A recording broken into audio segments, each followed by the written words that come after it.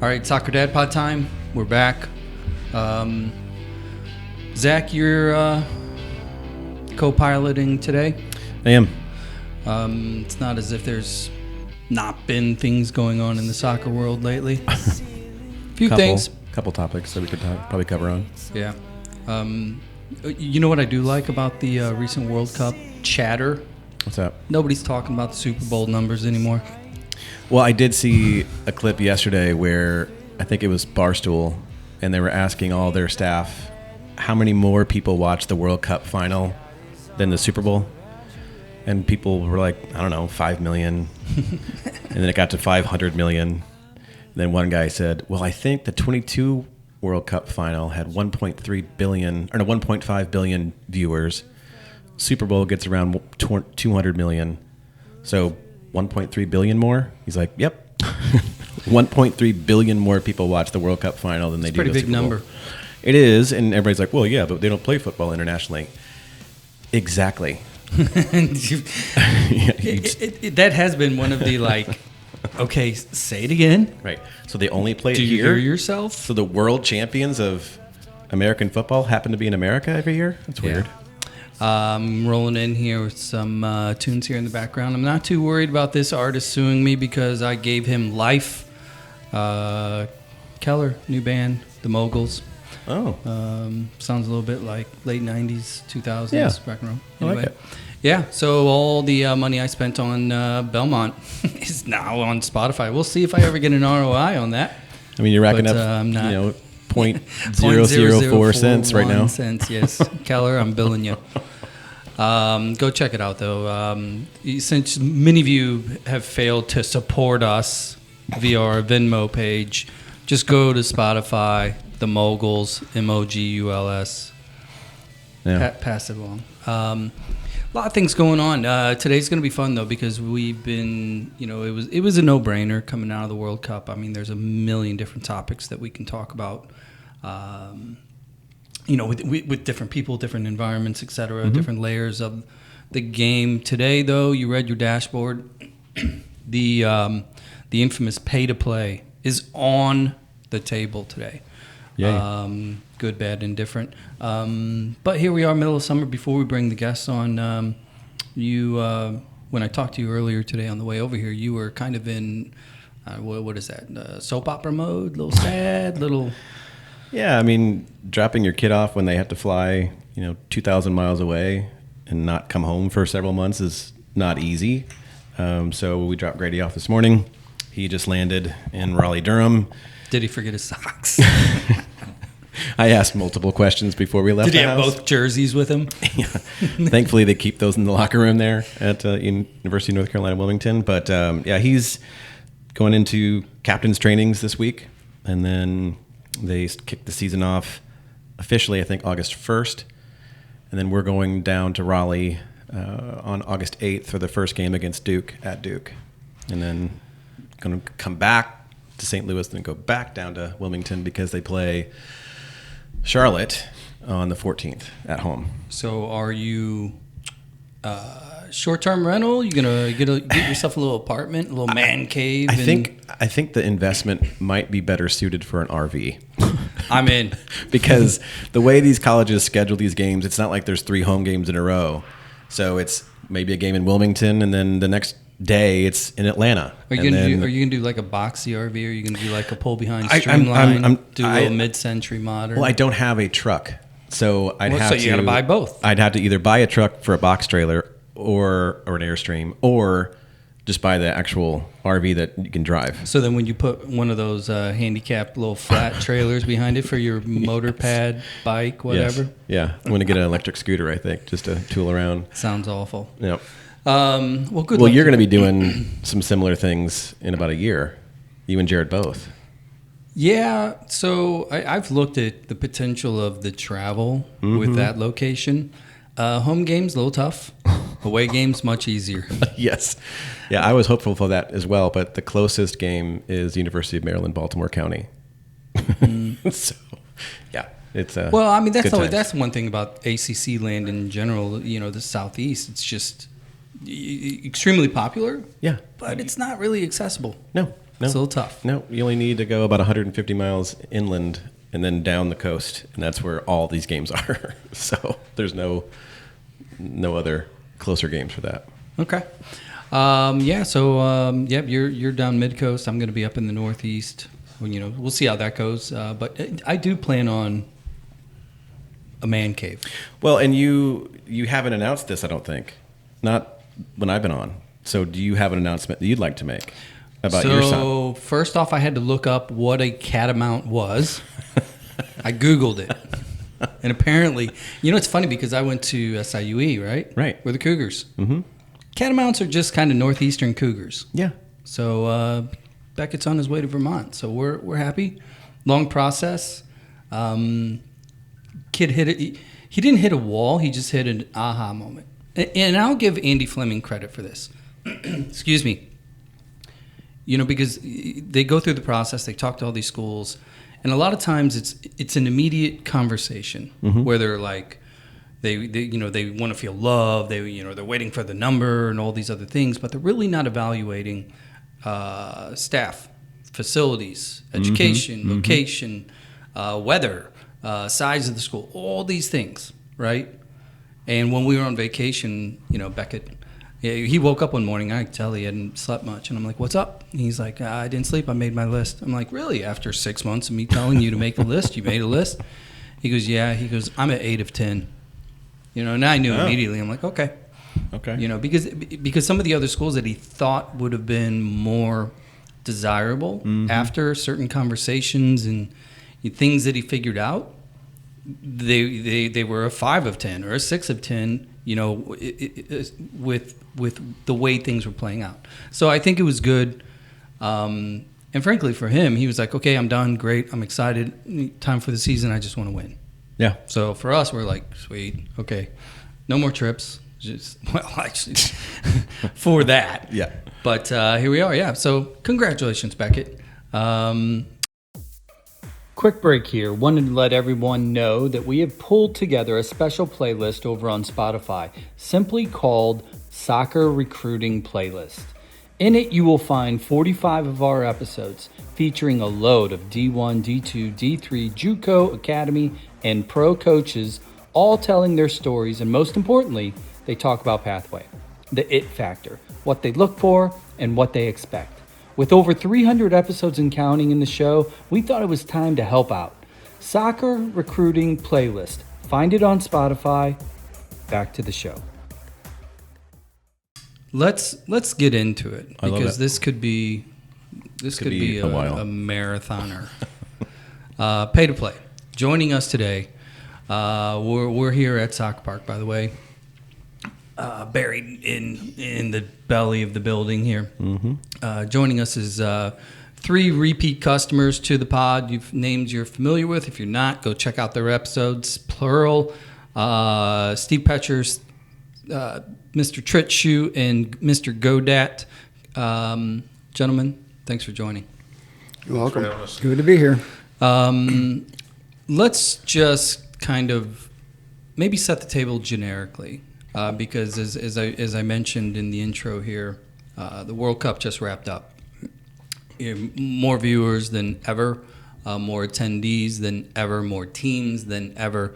Everything is more than ever when it comes to every single aspect of this World Cup. Popularity, social media, because social media obviously in the past was either didn't exist or it did exist, but not at this level, right? Everything just felt bigger. And then there were a ton of incredible stories, some very frustrating stories.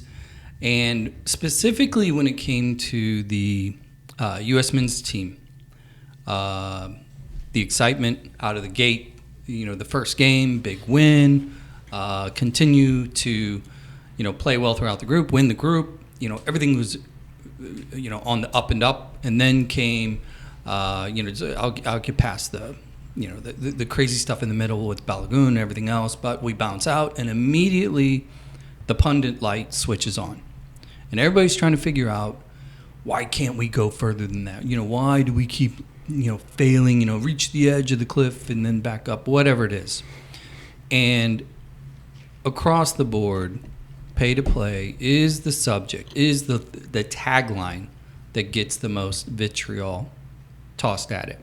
Because a lot of people try to do this compare contrast with, other places in the world, and they don't do this, therefore we shouldn't do it, and if we don't do it, then we will be able to be the next Spain.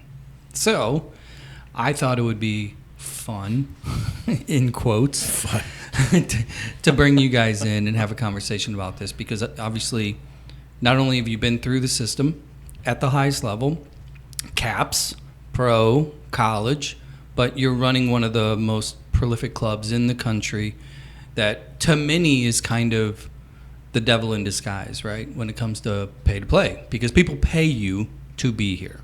So without further ado, we're just going to go left to right, just a little bit of maybe a summary statement or your thoughts on the World Cup, generically what you liked about it, what you didn't like about it, and what really stood out to you about the World Cup as it pertains to U.S. soccer, the popularity, and whether it's good or bad. Because if we go back in time to 94, we all were like, 94 was brilliant because that put soccer kind of more on the map here. Well, 2026, Mr. Godat, why don't you go first? World Cup, what stood out to you? The passion, just the culture and the passion. I was lucky enough to go to Kansas City for the Colombia game, and it was 80,000 yellow shirts and the dancing in the parking lot for 4 hours before the game. Just the enthusiasm and excitement for and just the different cultures coming together was amazing to see for me. The expanded format, 48 teams versus 32, I thought, enabled some teams like Cape Verde to create some excitement and some upsets.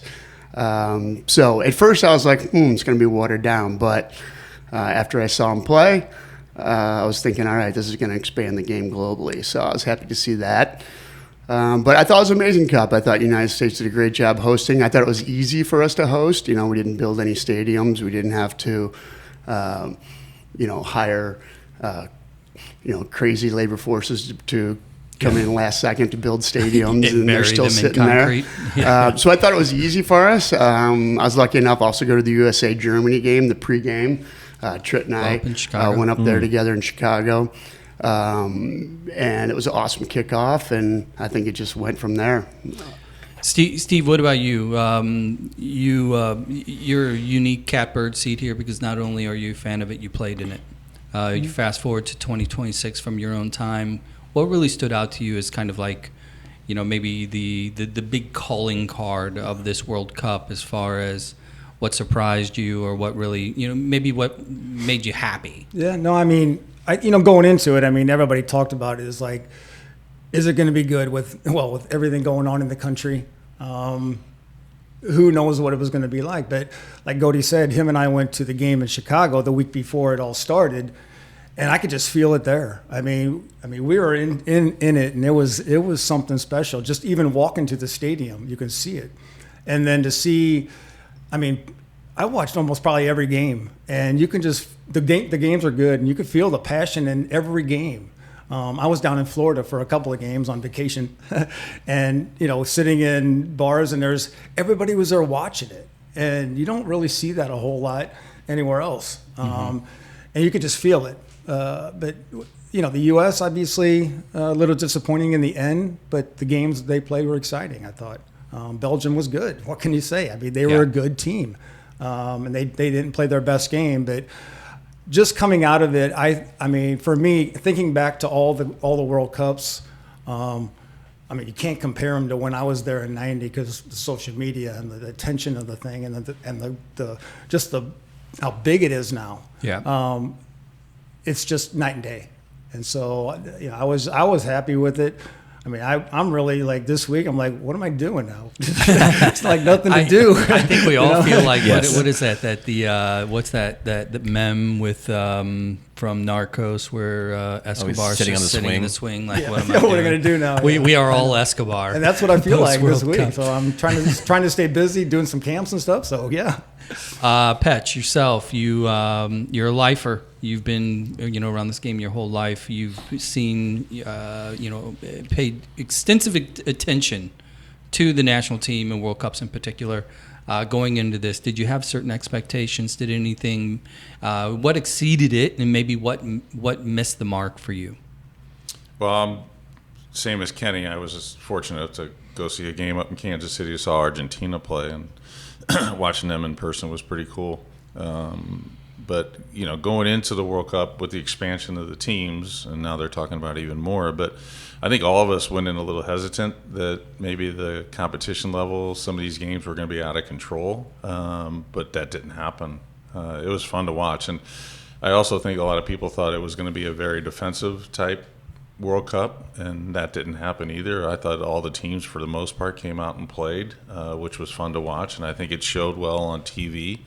The viewership was incredible, not just here in the United States, but around the world for the whole thing. So hopefully we get another one in our lifetime. Maybe not my lifetime, but your guys' lifetime. But we'll see. But, don't sell yourself short there, man.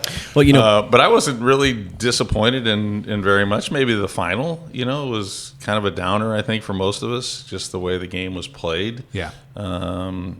Spain wanted to come out and play, and Argentina didn't. They wanted to pack it in, which didn't show well on TV, just for the general fan. But overall, I thought everybody, U.S. Soccer, FIFA, forget all the money, put that aside. But I thought the presentation was really good. What about some of the things, and let me just toss this out generically, and then Zach, you chime in. Maybe you give your feedback here on this as well. How do you feel about the Americanization of this particular World Cup when it comes to water breaks whenever it's 71 degrees, and the extended halftime in the final with Justin Bieber doing some whatever that was, right? At every turn, you could tell there was kind of a professional, a U.S. sports thumbprint that was being put on different aspects of the game. You guys were aware of it. Did anything come out? Did it bother you? Are you okay with it? Is it just what it is? What would you have liked to seen differently, if anything? Yeah, I didn't like the water breaks at all. I see that as, they just put them in there so they could get corporate dollars to sell more sponsors. And so I'm a traditionalist on the game. I think, it's a 45-minute half, and a lot of tactics, have to be, improvised on the field by the players, and that's part of the game. And then you add 2 water breaks in there, and all of a sudden you got little coaches' huddles, and that changes the game. So I didn't like that. Definitely didn't like the long halftime. Yeah. I don't mind the halftime show, but not 25 minutes. Well, I think it's one of those things that for me, whenever I was, thinking in terms of the breaks and all the commercials and everything, because I think it was Fox. They just flat out came out and said it. They said that the commercial value during the water breaks combined paid for their production for the month. So it was a cost neutral thing, but they did it because, hey, we want to make more money, and this will pay for the Zlatan Lexi battles, right? Patrick, what's your thoughts on that? Well, I just caught the president of FIFA one time. Somebody at a press conference or whatever asked him about the water breaks and the being able to sell more commercials and stuff, and he said that wasn't on them because they wanted to do the water break and they wanted to make it consistent. Whether you were playing outside or inside, everybody was going to have a water break to make it even. I don't know what that means, but he said FIFA didn't get any more revenue from it at all because when they signed the contract, there was no water breaks. And so, like you said, Fox and the World Feed or whatever was able to sell commercials, and they're the ones that benefited from it. But, did it slow the game down a little bit? And the 3 of us sitting here would rather just see the game being played and let those guys figure it out on the field, because it didn't make any sense. It didn't get as hot as as I thought it was going to be this summer during those games, so I think they could have gotten by. And in my opinion, would have been if it was a certain temperature that day and you were playing outdoors, okay, take a water break. It's not going to affect the other 2 teams in your bracket that are playing indoors in Atlanta, whether you took a water break or they didn't. So that concept really didn't make any sense. Yeah. Go ahead, Zach. No, I agree. I wanted to call something out real quick, though, that, Petch, Tritt, you have the cap. in the World Cup. Kenny, you have a storied career with Indiana. Grady came home a couple weeks ago and said, "Did you know that Steve Petcher was the captain of the U.S. national team?" I was like, "Yeah, I did." He goes, I had no idea. But this is the they walk among us concept that we've talked about several times. Just the brain trust in this room to talk about this stuff is really, really impactful. And I know we're going to switch over to pay to play here in a little bit. But the thing that bothered me more than the water breaks was the VAR usage. Oh, my God. And we could have a whole episode on that. I am so sick and tired of having games literally changed at the last second because of a hair. Literally, the Croatian game came down to a hair, but yet that same ball hit a wire in England and Argentina, or England and not Argentina. Who was that? Yeah, it was Argentina. No, it was Netherlands. It was it was Norway. It was England and Norway. Yeah. And England, I should remember that because I had $100 on that. And game. England scored off of a ball that hit the wire that didn't get. But Argentina benefited from it. Oh, well, Argentina benefited from a lot, and that's another whole episode. But yeah, I think the water breaks, because they were consistent, fine. I hated it, but it wasn't something you could complain about because everybody got them. They could have done without them, 100%.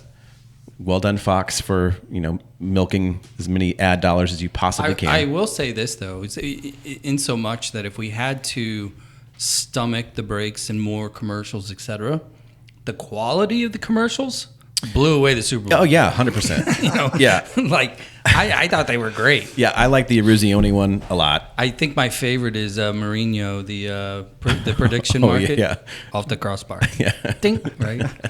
His girlfriend will leave him, but he will keep the dog. Yeah. Brilliant. I love that shit. One last question, and then I want to shift into pay to play more directly. The World Cup, to me, the expanded teams, right? The expanded tournament, more people, more nations in the tournament. As it started to play itself out, and stories like Cape Verde and even what was it? 8 of the 9 African nations advanced to the knockout rounds. Nations like Egypt, obviously.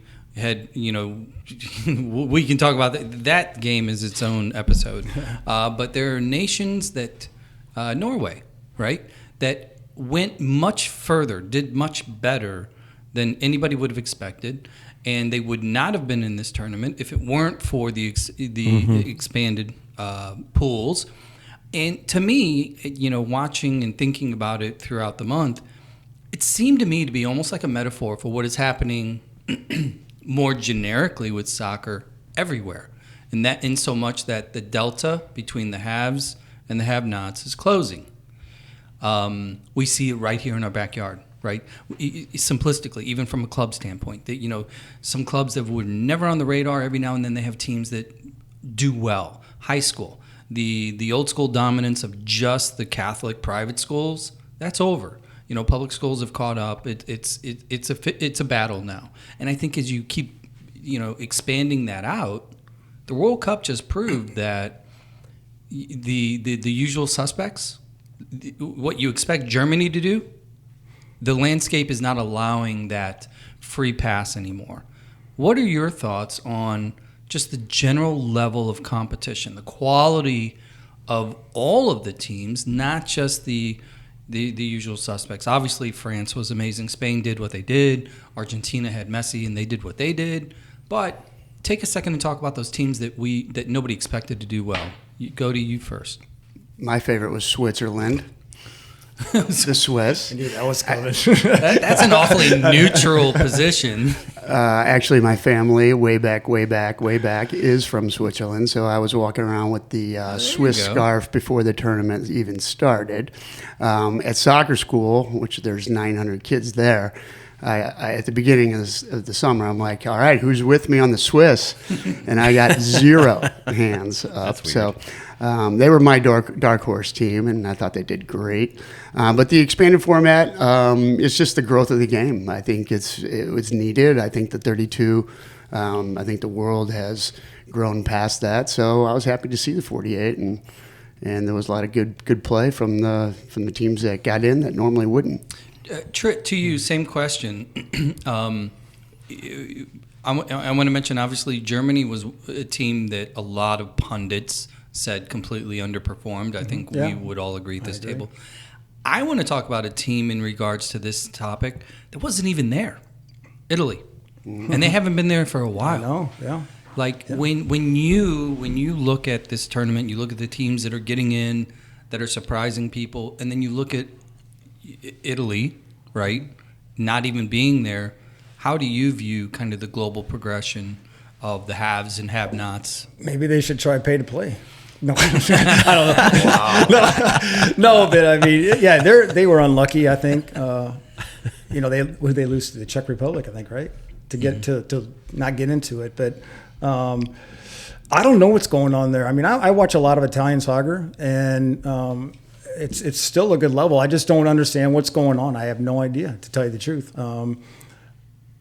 You always want Italy in there because they're one of the top in the world. I mean, they've won it how many two times, I guess, one time. It's a brand, but yeah, it is for sure, and everybody expects them to be there. But for whatever reason, coaching, player choices, I don't know what it is, but you need Italy to be there, and it would just, I think, help. But going back to the expanded, I think if they keep it what it is now, I think that'll be better. I mean, if they're talking about going 64, I mean, I think that would water it down. It's like too March much. Madness. I mean, what do you need, 2 months to do the game or Well, to do the whole thing? I think what they're talking about is the first couple games will be in countries that are not even hosting. Right. So there's going to be a game in Brazil, I think. Yes. Well, Uruguay, the Centennial. So it's going to go to like 3 of the original nations. Uruguay, Brazil, Argentina, something like that. Something like that. But I don't like that. I don't know.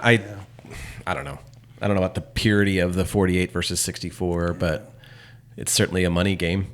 There's no doubt about exactly. I mean, that. It's like the commercials. So maybe that's the shift into pay to play more directly. And let's look at it. Let's start off kind of like through the lens of our national team, because if you look at that roster, you have if I'm right, I think there was 5 or 6 true domestic kids, Tim Ream being one of them, that were American domestic through the club system here locally, grinded up a handful of college players that then moved on pro and beyond and landed on this particular team. Mm-hmm.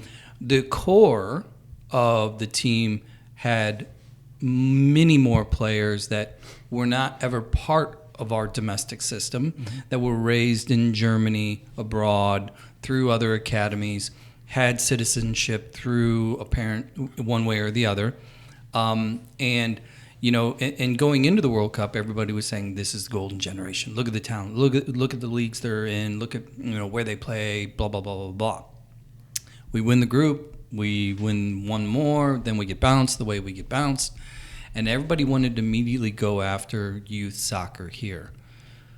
Is that even a correlation when we look at that particular team and we talk about the vast majority of the players on the team were not part of the U.S. youth system?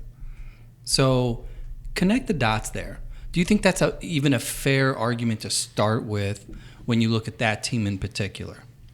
Well, I'll start with it. I looked at it. I think there were there's 4 players. You can look at Balogun, Dest, Tillman, and there's one more that were not born here in the States. There's 6. Is there 6? That were born in another country. Okay. Berhalter was born in the UK. Yeah, but I know. Okay, yeah. I'm just telling you where they were born. I'm not. Right. Dest was born in Netherlands. Yeah. Rainier was born in UK. Yeah. Anthony Robinson was born in UK. Malik was born in Germany. And Zendejas was born in Mexico. Okay. Everyone else was born in the U.S. Yeah. Now we can get into where they grew up. Right. That's which what is I was. Different. That's what I was going. Like, there's 4 of them that didn't grow up here. Yep. And so Pete. I mean, you go back to all these guys. They're talking about player development. They're talking about obviously the pay to play thing. Scouting, whatever it is. I mean, so there's a lot of things to talk about that leads into that. And for me, I mean, a lot of these guys are my old teammates, some friends that are talking about all this stuff. And I'm fine with them saying that, but how many years have we been saying this? But people say, yeah, we can't have pay to play. Okay, what's the solution? Right. Yeah. What are we going to do? And it's been going on for years. So, and it's not changed. So, So Petch, when you hear this argument, because obviously I can't imagine there's been a situation where you have gone out in public, biscuits and gravy set or something like that, right? And somebody introduces you and like, oh, you played soccer, okay. And then immediately somebody that doesn't know the game says, what do you think about pay to play, right? Where do you start? Because to Steve's point, if pay to play didn't exist, what is the solution? How do you keep the lights on the field, the refs, in the middle of the matches, kits on the kids, what's your out of the gate? How do you start to talk about pay to play? Well, I would, if I'm talking about St. Louis Scott Gallagher, which is a non-for-profit organization, which there's a lot of clubs around the country that are for profit, so maybe you got to look at those a little differently too. But for us, if it wasn't pay to play, then we wouldn't be sitting in the building we're sitting in right now. The kids wouldn't be training in the facilities that we have available to them. First one being the soccer park and 5 turf fields and a full-size grass field and locker rooms and video boards and everything else, and 2 or 3 other complexes that we have around town and all that. And so we reinvest the money back into all these facilities, to keep the turf looking good and up to date and all that type of stuff, and the quality of coaching that the kids are getting, the training that they're getting. None of that was available for sure when I was playing. I have no idea what my parents paid. They might have paid $50. I have no idea, but we do a really good job here of reinvesting in our staff, in coaching education, the product that we produce on the field, and the history shows that we have produced a lot of players coming out of our club. But if we didn't have the pay to play system, we'd all be playing on grass fields that, like the old days, that you couldn't dribble a ball or whatever. Maybe that was okay back then, but nowadays I think people are expecting more, and we're able to provide that because of the system that we have. I have a couple questions for you guys, because it's not a well documented history, but Soccer Park has existed since 1980, early 80s. Yeah. And pay to play has been around since roughly the early 90s. I mean, it's been around longer than that, but as we know it, with the majority of these mega clubs, 90s into 2000s. Remind me, how many World Cups did we get to from 1950 when we didn't have pay to play until 1990? Oh, I see what you did there. Yeah. The number's 0. Right. Yeah. And yes, we got in 1990, and we've had that discussion multiple times in 94, and we've been in every one except for 2018, which was also pay to play. So I want to take a little bit of a contrarian position on this, that I'm not suggesting pay to play as it stands is the end all be all, but we have increased the level of quality by magnified. There's 211 nations are registered under FIFA, and 8 have won the World Cup. We finished in the top 16. Right. Mm-hmm. Okay, so let's start and stop there. Yes, agreed. Right. I don't want to go too far down this rabbit hole, because there's so many tangent arguments that are folded into this thing. I.e., the one that really makes me just lose my mind is our best athletes don't play soccer. LeBron James would not be able to play on Ivory Coast. Like, he'd be awful. That's a flawed argument. So I don't want to talk about that. But this is where I want to bring you in, Ken, for a second, because something near and dear to you is the city program ran here through the club. And let's be honest. The idea that people argue that we don't get our best athletes is they're referencing, or they're trying to allude to urban environments, right? They think that our best athletes are the kids that are underprivileged, come from low-income households that are pathing to the NBA, right? When you hear that conversation and you think about the city program, well, number one, just briefly describe what it is, but number two, how do you view kind of our integration or access into more urban environments when it comes to this game through clubs that have predominantly lived in the suburbs? About 15 years ago, we had an academy meeting with our staff, and the topic was diversity. How can we be more? How can we have a more diverse team? And so we did something about it, and that's my point. Is everybody has to do something about it. We can't just the pay to play. I think it depends on what market we're talking about. But here in St. Louis, old soccer market, we're doing something about the pay-to-play issue. We recognized it 15 years ago when we wanted a more diverse team at the academy level. So we did something about it. We started the Living Legacy Foundation, which gives away almost 100 scholarships now to players. And that, to Petra's point, that's an investment back in by the club to provide those scholarships. And then we wanted to go one step further, is how could we get into the city, into the urban market, and have a program in the city? Because transportation, that's another huge barrier here, besides the pay-to-play, is the transportation. So we took a step back and just looked at how can we provide a program in the city where transportation isn't a barrier. So right away we did some digging, and we found the Nahid Chapman New American Academy, which is a school down in the city. It's the first stop for immigrants and refugees to go to learn English.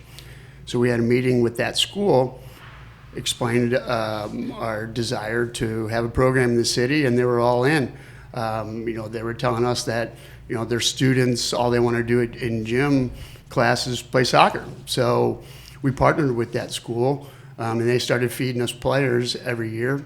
And now we're at St. Mary's High School down in South City, and we have 80 players. And those players don't pay 1 cent. They pay nothing. And so we fund that through donations. We ask our current members for donations during the holiday period. We challenge our players that can afford it to get out of the house and do some chores and donate the money back. And that's our holiday Adopt a Family program, and that is the main financial driver for our pay-to-play program. Let me dig into that a little bit, though, through the lens of better players, best athletes, etc. What does that look like when you go down there as far as talent evaluation? How do you approach that? Because it's one thing to be altruistic. It's another thing to be charitable, have good intentions and empathetic, and want to help these people and provide opportunity and get the kids off the street, get them off their iPads, play the game that we all love, that we think they love too, right? It's another thing to watch a group of 80 kids and all of a sudden a kid gets out there and he's like a baby Geo, right? What does that look like? Does that go through your brain? How do you approach that? You know, and are there any case studies, players that that have popped out of that program, as such? Yeah, I mean, there's always 5 to 10 standout players of the 80 that we recognize as, hey, this player could really help our academy down the road. Again, the transportation is a big barrier, so right away we try and figure out the transportation for those 5 to 10 players. We have another scholarship program called the Brian Corona Scholarship, which named after Brian, who was one of our city players who passed. And we asked for corporate donations specifically for the Brian Corona Scholarship, and that scholarship provides those standout players that are in the city to be able to afford to play for a regular team here in Fenton. So, again, the transportation is the big hurdle there, not so much financial. But we do have some awesome success stories. We have 2 players in the MLS Next Academy right now that came from our Southside program, Ibrahim Torre and then Jack Asante are both playing under Tritt here, and they came from the Southside program. So 2 awesome examples currently. And then we have another 4 or 5 that ended up playing in college. And then we have another 8 or 10 from that Brian Corona scholarship that are currently on teams. So maybe Tritt or Petch, either one of you chime in on this, because I think the numbers are the club total head count, boy, girl, is 4,400. 4,400. You mentioned that there's 80 in the city program. Mm-hmm. Obviously, as from a percentage standpoint, we all know that's a low percentage. You would probably love it to be a bit higher, right? Yeah. Tritt, for you as well, like you've played around the world in so much that you've been embedded in nations in which the culture is different. We talk about travel or transportation. The reason why that's not an issue in a lot of other nations is because they have public transportation everywhere, and all the fields and everything is in the middle of the city centers. Mm-hmm. They're just logistically, structurally built differently. It takes about an hour to take the city bus system from South City to the soccer park with all the stops.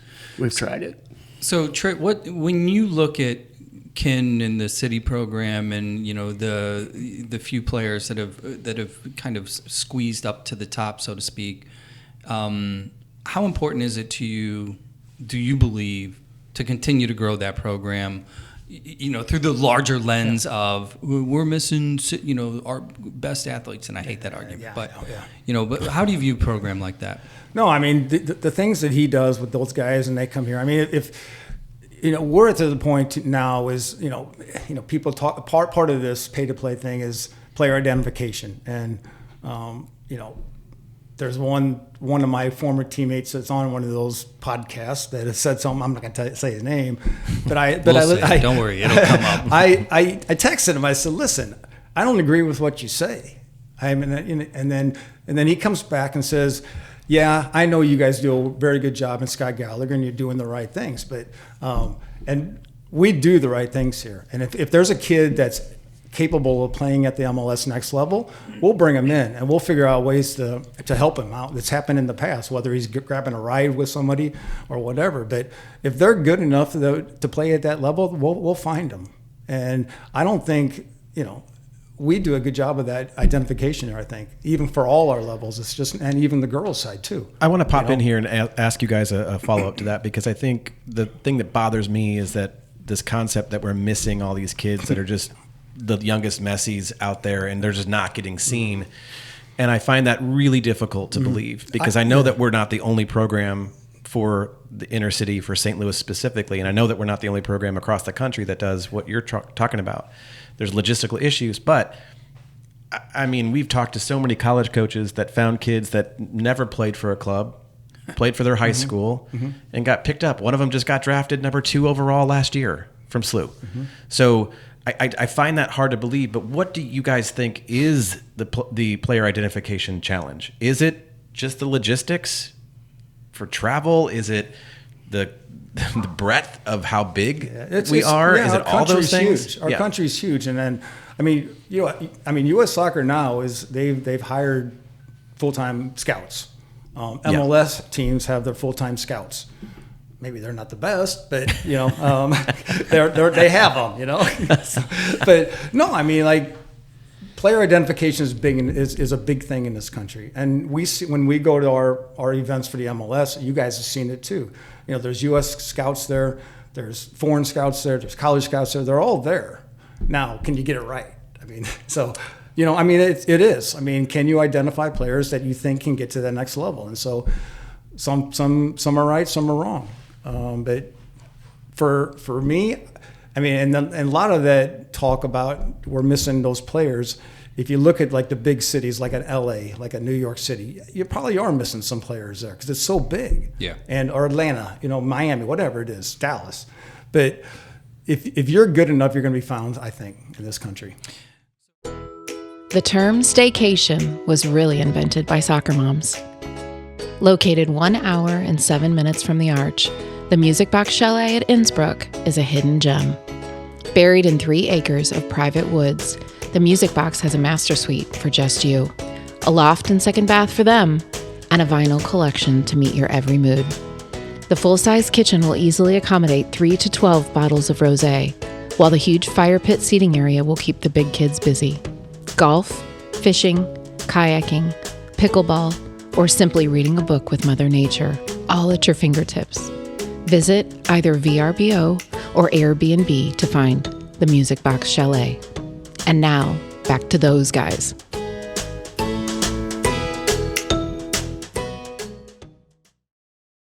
This country. So, Patch, to you, kind of the scale of the states creates its own issue. You know, we're talking about the size. You're going to miss people. That's inevitable. You know, look, I'm pretty sure there's more Ronaldinhos that have been missed in Brazil than there are, you know, of Dempsey's from Texas, right? That's just part of the game. That's part of life.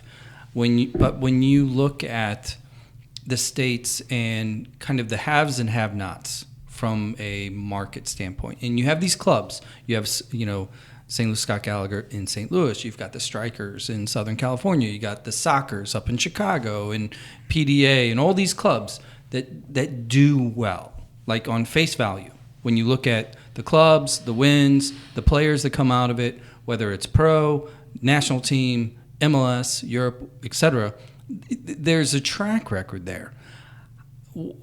Do you think that clubs like yours are being unfairly judged because we have, for every Gallagher, there's 10 not Gallaghers within a market? And then you go to markets that are new to soccer, you know, through the prairies or, you know, Idaho, Dakotas, etc., that now all have MLS Next teams. But they don't have a true culture where the game has been, you know, raised, you know, popularly, you know, in those markets, and staff, coaches, etc. How do you true that up? Do we? Because the one argument, Winalda, are you guys familiar with what Eric said, right? Yes. To a degree, out of all the statements, when he said, you know, the problem isn't we don't have enough kids playing. The problem is we have too many kids playing. And I believe the context in which he put it out there is, look, if we just kept the numbers smaller and trained them better, right? Because look at some of the nations that have a fraction of our population. Where do you view big clubs, small clubs, et cetera? Do you think everybody's being painted with the same brush fairly or unfairly? Well, I would think it's unfairly because, of course, you're going to go to the bigger clubs right away. Tritt and I were talking about this the other day, and you know, why isn't there a bigger focus on MLS? You know, and the money that they're spending to try and produce players, and you know, they end up taking 15 of our U13s going into U14s every year. Our top players, you know, are those kids coming out eventually and being professional players? I guess we'll see as we go along here. But what, you know, the financial part of it is, why aren't they spending the money? And the production of the kids coming out of their MLS Next, when those kids are playing for free. So if you're saying pay to play doesn't work, then how come free doesn't work? You know, there's got to be something in there. And why wasn't everybody screaming about this a year ago? Yeah. You know, all of a sudden we lose one game, and it's all down to the pay-to-play thing. I was thinking of you specifically because obviously you spent time in the NASL, played for some of the best ever. But you saw the inside of the league and what happened whenever it fell apart. You saw the foreign players coming in, you know, to all of these markets, and then there was the American rule where you had to have two of you on the field, whatever, you know. And I think it's the same now. That's where I was going, you know, because let's talk about St. Louis City just for a second, you know, because you just talked about on an annual basis for their new youngest team, you're going to lose 14, 15, 16 plus players from this club, and then the balance of the 25 kid roster for that new U14s is going to come from Fuse, it's going to come from DA, it's going to come from Stars. You know, it's going to be pieced together. But everybody knows lion's share comes from here. Now, at the same time that is occurring, here in the last 24, 48 hours, St. Louis City has announced two of its greatest new signings. Both names I can't pronounce, one from Romania and the other one from Denmark. And over these years, how many the scouts and the talent, you know, evaluators Continue to bring in these kids. Don't charge them, to your point. It's free, and these are supposed to be the best coaches, developers, etc. Where's the disconnect? Because it's not just St. Louis City. Pick your club. Right, and if it's pay to play, then why are the women successful? Yeah.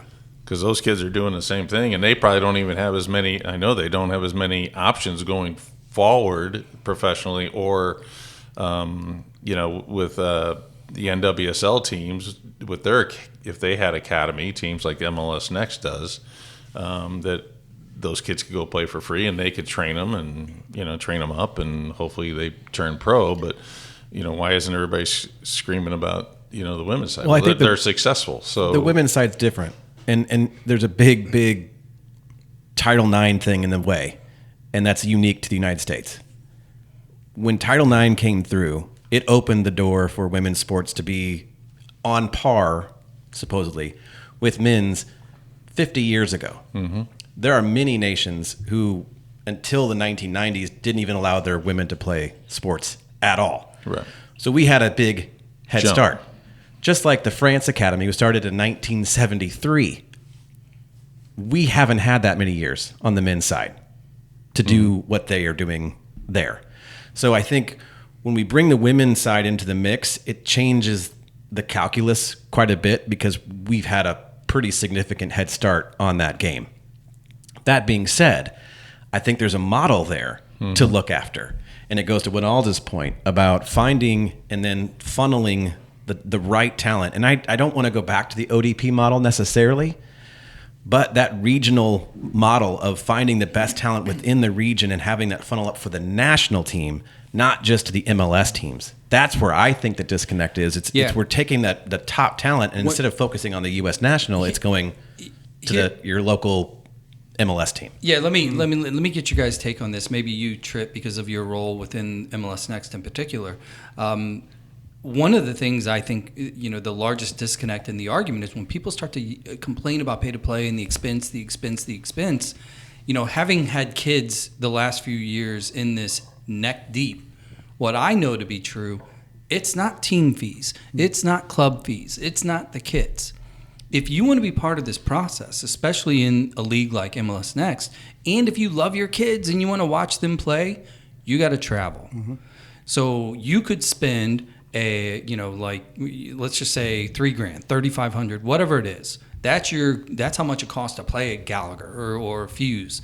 What you're really going to spend, if you have 4 national events, you've got regional league in which you're 5 hours plus. Here, we're often in Detroit. Well, you can't day trip that, right? So when you start to add it all up, that $3,000 is dwarfed, by an extra. Well, I've done the math. Last 4 years, it's an average of $22,000 a year in travel expenses. Right. Has nothing to do with the soccer. To Zach's point, where are you on? Let's rein in this extra showcases and going to San Diego and versus we're a big country. We've got regions. We have time zones. Mm-hmm. Let's be really, really good there, and then move certain teams out. Yeah. Where are you on that? The league. I'm on different committees within the league, and that's one of the big talking points is travel, and our Midwest is hard.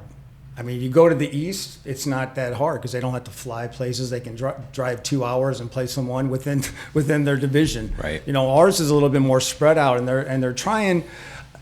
I mean, what we do need is we need more teams in Illinois, closer to us. Teams in Missouri, closer to us. Maybe Iowa. And trying to get out of Detroit. And I've told them, I said, if we can get out of Detroit and we can get out of Minnesota, then we're fine. We can go to Chicago, we can go to Milwaukee. Those are easy for us. We can go to Ohio, Indy. But those trips to Detroit and to Minnesota are what's really killing us. Yep. But they're aware of it. And they said, our division is very unique compared to the rest of the divisions in the MLS Next. And I know it's hard, and we try and we have a good travel agent that keeps costs down. We've set up where we're going to go play Kansas City. I have them do the afternoon game so we can just drive there and play. Just try and do as much as we can. But, that's part of this this league, and I think people are aware of that. And, there have been people, I've been doing this probably, 5-6 years now, I guess. Wow. Yeah. Feels like 15. Yeah, something like that. It's gotten better, but it could be better. And so, but like I said, that's one of the big talking points. And we had a Zoom last week, and that's after all this stuff came out. That's one of the big talking points is how can we lower costs for the MLS Next. So we'll see. So on the other side of the argument, because I think this argument is really, there's two camps or two train of thoughts, so to speak. One is pure value. What are you spending, right? What do you get out of it? And there's a lot of things that go into factoring that, whether it's a travel team, an academy team, and you've got to showcase. It also matters what is the age of the team, because if it's an older team, how are you integrating the potential of showcases for college, et cetera. There's planning that goes into that. But then on the other side, this argument coming out of the World Cup is really more of a developmental argument where it's, are we getting the best kids? Are they playing the best format, et cetera? And this is maybe you can. I think it was the Netherlands. There's an article that came out in which the KNVB or whatever it's called, the Dutch system, they're increasing yet again the age in which smaller-sided games are going to be mandated. Mm-hmm. So the U5, 6, 7, it's going to be 3v3. U8, 9, 10, it's going to be like 5-5, 7-7s. They're keeping the game smaller at older ages as just an example of how they're approaching development and training. Nobody really talks about that here when it comes to pay-to-play. Do you think that part of the miss is the strategy as far as what are you paying for? If you play one game a week, how many trainings should you have to get the most out of kids? Is it it's not 1-to-1. It's probably not 2-to-1. Is it 3, 4, 5? Because nobody really talks about those logistics. How do you view it from what are you paying for? What do you get out of it when it comes to training and development? Yeah, we try and do as much as possible. More is better, technically. So we're constantly adding, like for example, at the beginning of the year, we have a Unity Cup where, we have the entire club come here and it doesn't cost a dime. It's part of your club dues, and they play 5v5 all day. So we have 3 of those events. Those type of things we try and add as much in as possible, try and get the kids on the ball as much as possible. As far as small-sided, we try to have it lower numbers, 5v5, 6v6, 7v7, because more time in the ball, more 1v1s, more actions. Yeah. The big trend, I think, from my parents' perspective, is they want their child to play 11v11 as fast as possible. I get that all the time from parents saying, "When's 11v11? When can we play 11v11?" And we have to constantly educate them. You should say, as soon as it doesn't take him 7 minutes to run from one end to the other. So we push kids up the ladder too quick in this country. So we're trying to keep it at 5v5, 6v6, 7v7 as long as possible so they get more time on the ball. Correlation, do you think there's cause and effect between a lot of because I know you've been doing this for a while. I've been around here long enough to see it's, even in Keller days. Mm-hmm. Do you think there, and you feel free to be bragocious if you want to, is there a correlation between tons of training, soccer school, et cetera, 3-3, 5-5, over and over and over again? And maybe the question is for you, Trit and Petch. Do you see what Ken is doing, with these kids at 5, 6, 7, 8 years old, correlation to the teams that become the popular teams, i.e. the ECNLs, the academy teams? I see it. I see what the youth academy does. It even goes to like what Petch was saying, when City takes 15, 16 of those U13s, we've got to replace those 14s for the next year. And we do, because there's those teams on the academy level now are replacing our homegrown kids and they're just going to be as good. So what these guys do at the youth academy level to get them ready for our MLS Next is good. And then, even changing that thing we were talking about smaller, and I think the MLS did a right thing of making the field smaller for the U13s. And that's helped out a lot. It's made the game a little bit better than them playing on a full size field. So, like I said, they're trying to make the game better. I think MLS is doing a good job of what they've done so far with the homegrown, now adding the academy, and they're talking about some other things that they're going to hopefully add, and so we'll see. Go ahead. I'm just curious, from a U.S. soccer standpoint, they got rid of the DA back in 2021. Yeah, around. Is that correct? Yeah. COVID time, and right. handed that over to the MLS. Yeah. When it comes to your curriculum, Ken, and the stuff that you do with the younger kids and then moving up into the academy, Petch, is there any direction from U.S. soccer on how you guys should be conducting business? Should be a 4-4-2. This is a trick question, I know, but I think it's important for people to hear this part of it. So what type of instruction are we getting from the top down on how we develop players in the United States? Well, there's the license program that all the coaches go through, starting at the grassroots level and all the way up to the A. So those licenses provide a really good structure for a coach. But as far as a philosophy, we follow Europe and South American philosophies and methodologies on training and technical work. Everything we do is pretty much Dutch, originated from the Corver world. With our moves and turns, and so we've been modeling after that. We've been lucky enough as a staff to take several trips to study other high-end academies in Europe and model after them. So the licenses gives a coach a good overview on how to be a coach, but the nuts and bolts we pretty much follow Europe. Can I talk about that? Yeah. Because this is my thing too, on the kind of the pay to play, the development of players. So the coaching education stuff. I got my pro license a few years ago, and I've seen the guys that are taking their A's or B's or whatever, and for me that's a problem in this country is the education. And this was said to me when I was in Colorado. I started teaching them, but then I just didn't have much time to do it. But they at that point they said, and Petch, maybe they told you this too, but they need more ex-players teaching these things. The guys that are teaching the A's and B's, they haven't played the game. And it goes back to what Coach Gansler used to say. They don't have a feel for the game. And so that's part of it. These guys, they do their PowerPoints, they read offline, everything, but they're not teaching the right things. And that's my problem with it. So Petch. And it's expensive. And, okay, that was going to get into that too. I mean, you're adding a lot of cost there. Oh, man, yeah. So I want to ask you, Petch, then, along the lines of what Ken just kind of alluded to, here at the club, it's a kind of a Dutch influence, et cetera. This is something that I've been arguing forever, is that one of the biggest problems with U.S. soccer is, who are we? What's our brand? What's our culture? What's our style, right? Because you can look at, I take your pick, Germany, Spain, France, they have a style, Brazilians in particular, right? You having the experience that you have, if you were asked, what is the U.S. style of soccer, could you describe it?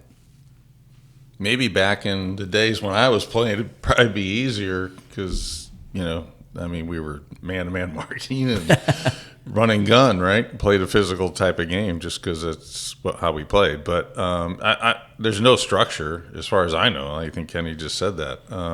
So we rely on some other different types of countries. One of the things here in the States, as we all know, is that, it's so big. I don't know how you would try and do that when most of the countries that played in the World Cup are smaller than California. Mm-hmm. So to me, they talk about Spain, and when the kids are little, this is the system you're playing, and whether you're 5 years old or you're 25 years old on a national team, they're playing the same systems. But there's 38 million people, and I think, or 48 million people in that country. Yeah. So that is a whole different ballgame compared to the United States. Now, Pochettino doesn't sign up again, now we'll bring in another coach, and that coach is probably going to have another system. And we continue to do that as well. I mean, look at France. Yeah. Whose coach has been there for I don't know how long. Yeah, he He's came not up through their retiring, youth. but he came up as a youth player and played on a national team and all that stuff. So it's just a whole different ball game compared to a lot of the places over in Europe. So as crazy as he was, this is one of the areas in which Klinsmann, he addressed this. He was pretty upfront about. We talked about it. Yeah. Hey, we need a system. We need a style. It needs to be a pyramid. It needs to be top down. And in so much that the idea, at least as a innocent bystander, was there was going to be a plan. This is how I want to play, and that instruction should have been carried down vertically down the ladder through all the levels. It feels as if part of the problem we have with U.S. soccer, and I see you guys kind of nodding your heads a little bit. Who's steering the ship? Who's the captain? That's what my question was. No, and to answer right. something really quickly, the largest population to win a World Cup, do you guys know? Brazil, 215 million, which is still 200 million less than we have. So half the size, and then it drops half. Germany was the next largest at 84 million. So again, just putting context around the argument as we move forward, that this is a big problem. And I want to keep this part of it going, but I wanted to point that out, that no country bigger than Brazil has ever won the World Cup, and they're half the size of the United States. Yeah.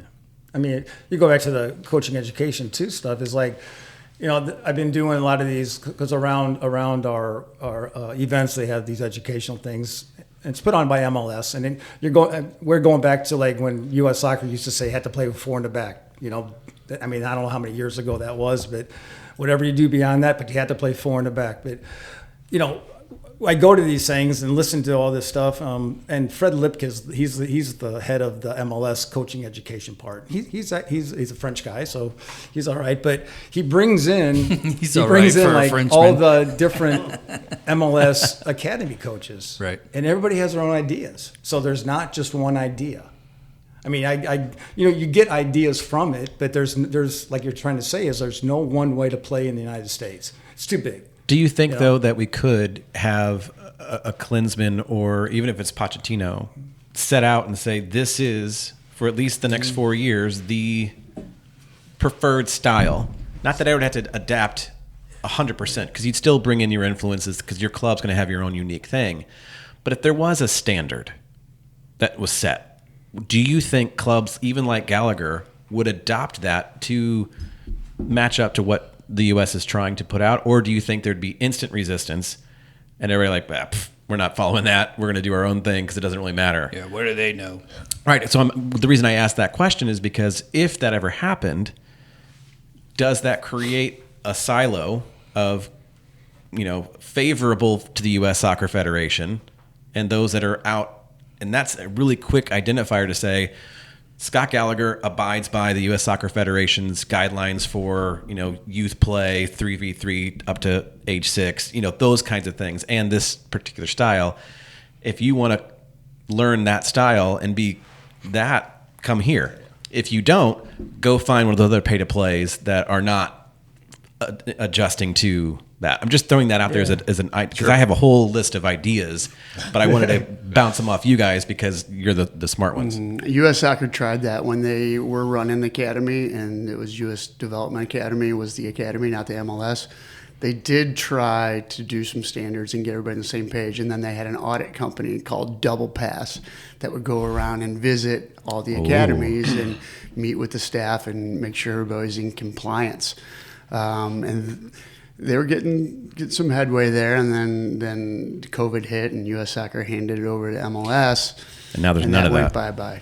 Well, I mean, this is where pay to play, like you could say, okay, this is one of the deficiencies, because what we're really talking about, the argument there is he who pays the piper calls the tune, right? Mm-hmm. So if you have a regional club and everybody's paying their coaches and they love their coaches, nobody's going to tell me what to do because this is our fiefdom. Right, you were about to jump. Oh, I was just going to say, forget all the clubs that are around the country. Wouldn't the easiest thing to do to start with, let's just say we want to start with this, is you would go to the MLS and the MLS next teams and say, guys, you get them at U13 now.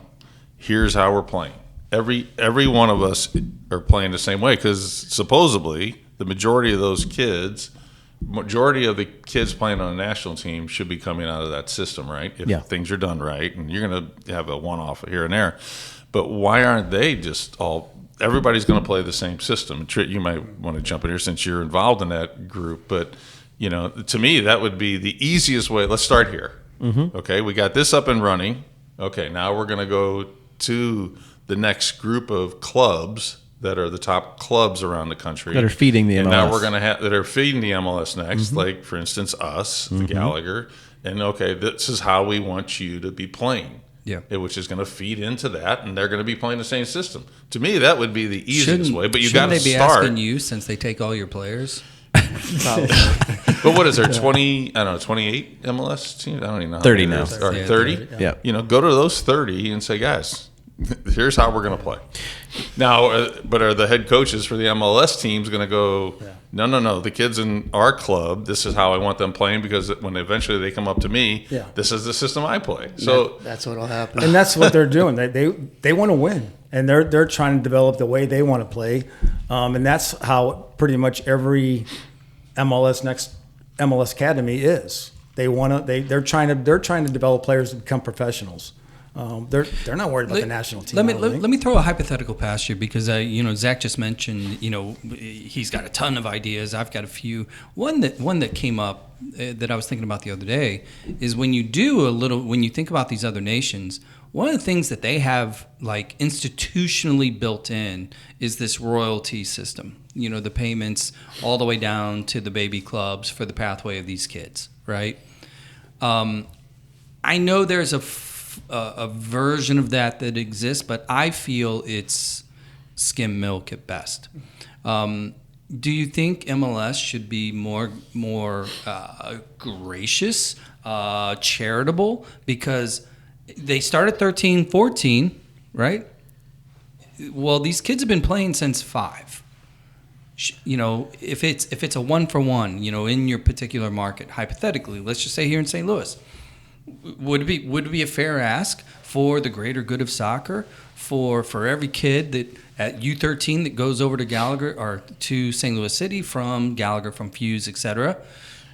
Should there be like a compensation, a royalty in the value of that kid, so that the next kid up, you start to create this, you're expanding free? See where I'm going with this? And expand on that question, because I love that thought, is the FA in England and in France, they have systems like that. The difference would be it's an investment in that future of that kid, not immediate. Meaning, if that kid gets a transfer fee to Man City, then the club gets paid. But they're not getting paid instantly for going from their development to their new academy. The way it works right now is if a city takes our kid, as long as he played in Gallagher, as soon as he signs a homegrown deal, we get a compensation. And as soon as he plays in a first league or first team game, we get another compensation. And then if he hits a certain amount of games, we get more compensation. So, we've had 3 players that they've signed over there that we've got some compensation from. So, I mean, obviously. But to Zach's point, how many players we didn't get? No, I know, and that comes back to 4. You're talking. Well, I mean, that comes hundreds. Down to for sure. Didn't. But then, but that's how you gotta start somewhere. Make sure you gotta start somewhere. But that's where your scouting comes in. You gotta find those players that you think could get to the next level. I think you guys probably know that it was there for you, and then it didn't work out, right? Yeah. For your guys. So, but I mean, that would start with it. But at least it's something at this point. I mean, obviously it could be better.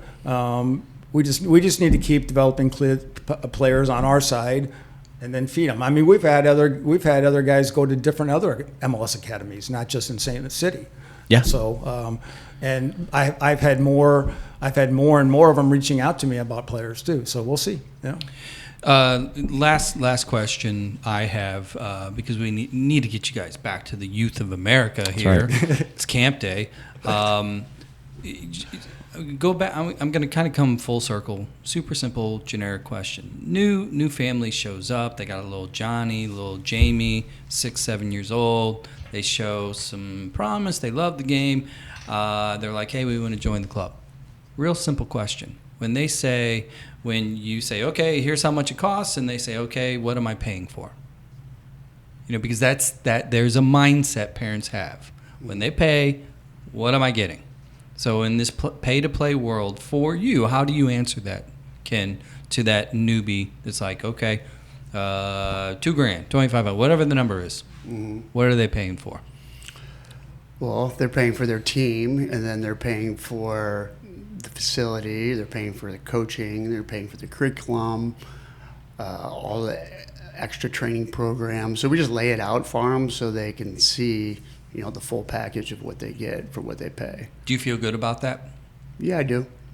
Yeah, I feel like the ones that take advantage of all the programs, technical training, for example, on Saturday morning, so open to all the players.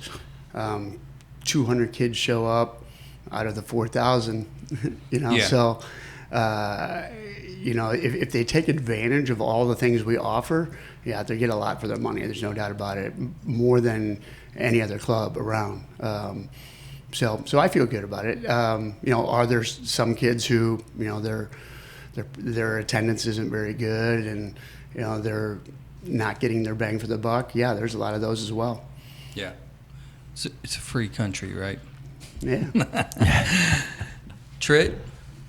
No, I'd put our staff from the whole club up against anybody else. And I've seen a lot of them, but I think everybody does a great job here. I think what you get out of this, and we were talking about for the seniors this year, what do we have, over 50 guys that got college scholarships? 55. I mean, and that's insane. I mean, I think it was every player that wanted to go play in college is going to go do that. How many girls as well? It's about the same. Some usually on average 50 to 60. So 120 roughly a year coming out and going and playing in college, which we didn't even touch on the college impact for this topic. And it could be more. Oh my gosh. You have a lot of players that, by the time they get to be seniors or whatever, are like, you know what, I'm going to go to, and the guy said, I'm going to go to Mizzou, but I'm going to play on the club team, which is a really good team. Right. But I'm going to go have some fun too. You get a lot of those kids too that have played at a high level in the club. So the other thing, JB, they get for their money is just the experience of being part of a team. I think to me that's huge. You can use that your entire life. Being on a team in a corporate world relates real well, and getting a job and resume and how to be a leader. All those intangible things we teach. So not only do you get the training and the uniforms and the curriculum and the staff, but you get this experience that you can use your entire life. And the parents get to travel and go have fun while those away games. Hey, I told you the number. I didn't complain about the number. I'm like, all right. Well, hey guys, I appreciate it. Zach, you got a closing cue. I just want to thank all of you guys. I mean, us personally on our family had such a great experience, and we have other kids that didn't come through because it wasn't the right fit for them. And, yes, it's easy for us to sit in this group with the success that our kids have had and that the teams have had and talk about how great pay to play can be in the right scenario. But I think you guys opened up the topic of how if other clubs could start to mimic the success of these other clubs, maybe the pay to play argument can change. But we have to start somewhere, right, Petch? Mm-hmm. I mean, we can't just keep kicking this can down the road. And I don't know what the solution is. I have a notebook full of ideas, and we can, Elon could pay for it. Well, yeah. But I think just your willingness to continue to come out here every day and give back to these kids, whether they can, afford the whole club or they have to get a scholarship. And I just love that about what you guys have and the passion you bring to the game. So I appreciate that. You're welcome. There we go. Gentlemen, pay to play solved it. right? Actually, we didn't solve We'll, it. we'll hear it again in 4 years. Yeah. No, it won't go away. No. I just think that it's here to stay. It's how it's managed. How do you communicate it? And what's the value prop? And that was really my question here at the end. Like, if you're a club that feels good about what you charge from the standpoint of kids getting to college, kids learning to be team players, that. And the discipline carries over into the classroom and all these things. You're just building good young people, right? That's tremendous value. So I think clubs should start there, because the reality is getting a kid to the national team, go buy a lotto ticket. That's what I would say. Soccer Dad Pod, we're going to roll out of here. Petch, Tritt, Goody, thanks for your time. As always, Zach, see you next time, dude. Yes, sir. Later, people.